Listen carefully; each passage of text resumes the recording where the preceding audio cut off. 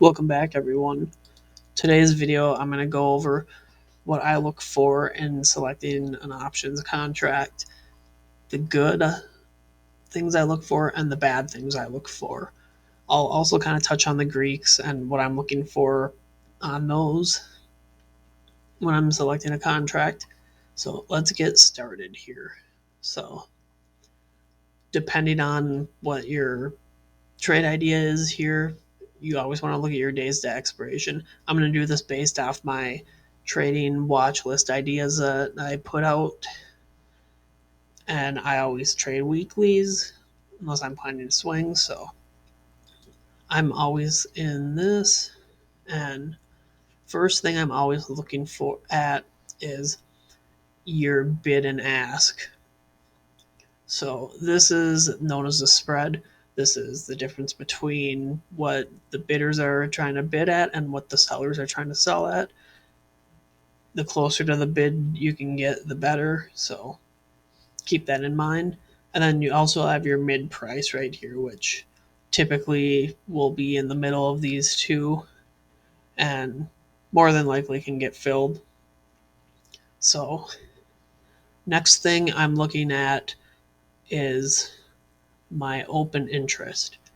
I want to see how many open contracts there are.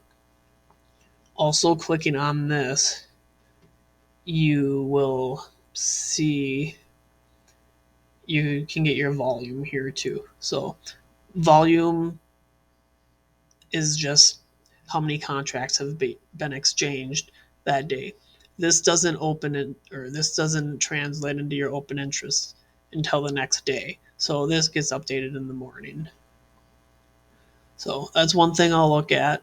There's a lot of volume on this contract, a lot of open interest already, something I'm keeping a good eye on. So the other good thing, so Greek wise here, the ones I'm mainly looking at are your delta and theta here. Delta, so for every dollar AMD moves, this contract's gonna give you about $51 here. So then this contract would be at 244. So you can see that right here. This one is $63. It's this one would be increasing too, and this one would be turning to this 244, probably 249 range.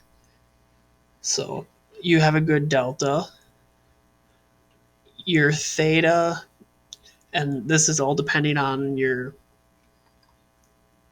idea here. If you're day trading on a Monday, Tuesday, your theta is not going to be very aggressive. Now, if it's a Friday expiration, a 0 day expiration, this theta is going to be eating your contracts away. So I'll show you a setup on SPY with that after I go here. But for us, mainly beginning of the week, theta is not that big of a deal. And if we're if there's a swing trade idea, that's when I start kind of looking into the gamma, vega, rho, and all that a little bit more. But on a day trade, I'm focused mainly on delta and theta. And for the lower your theta, the better it is. So you come in the money here. Your theta is almost non existent. This is all intrinsic value. So depending on your strategy, again, the deeper you go, if you're trying to exercise, it's something that's something you look at. And always remember your delta will not exceed 1. 1 is the highest it can go. Let's see if I can get 1. Yep. So essentially 1. And then this is where some other Greeks kick in here. So, but primarily for me, this is a viable contract, I'd say for me. Not a big spread, good open interest, can probably get it at the mid, and you're pretty close to the money. So, price wise, personally for my day trades, you can do this all depending. I personally like these the higher the bid ask the higher your delta is.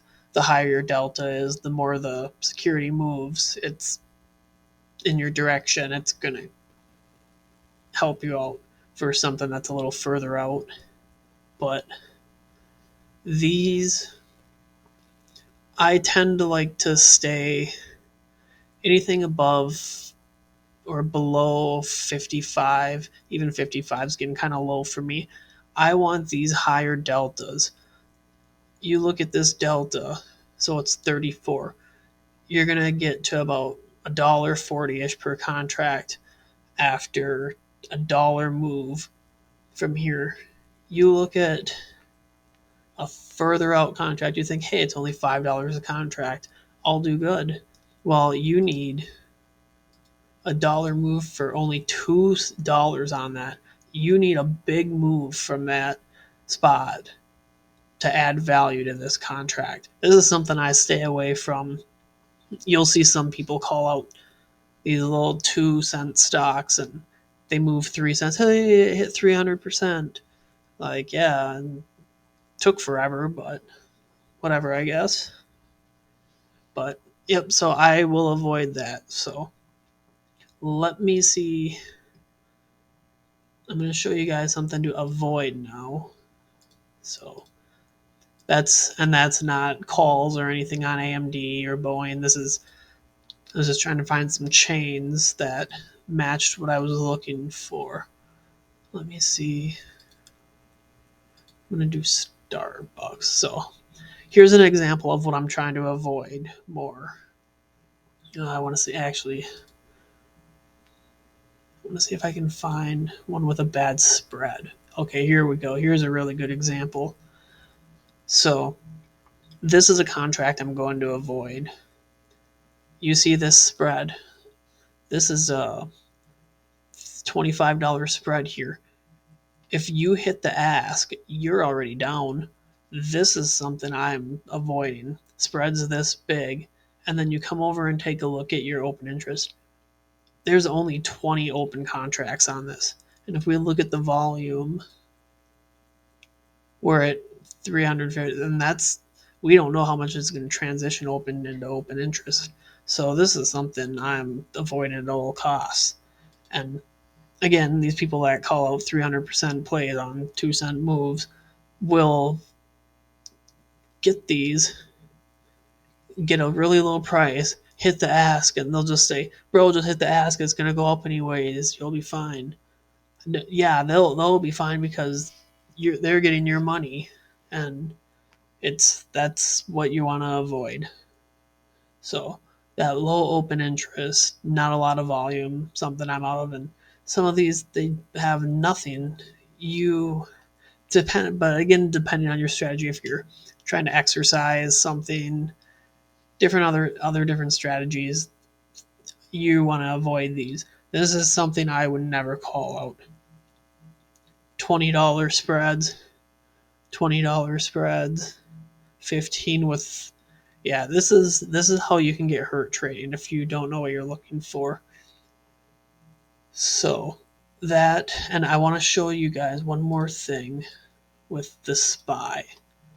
So we look,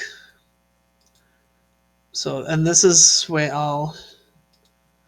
we look at this. This is a 2-day expiration.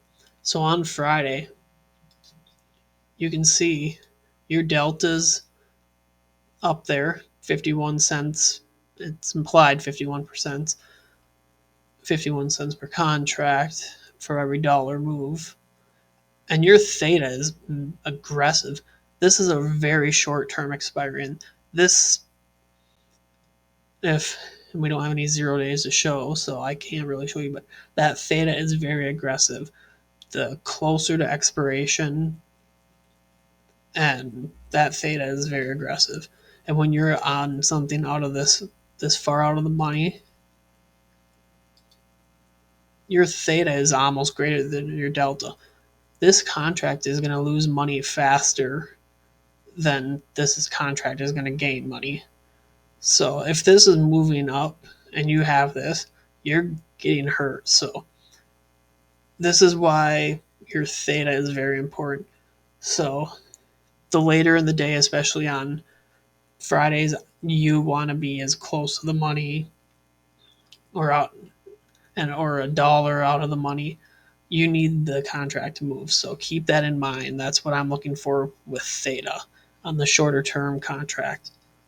So that's kind of all I wanted to touch on with everyone today. So reminder that Discord is closed now, so I'm going to drop the link below for that. Twitter will be below, and I also have my Unusual Whales referral code below. So we'll have much more for everyone soon. Enjoy your night. Talk to you soon.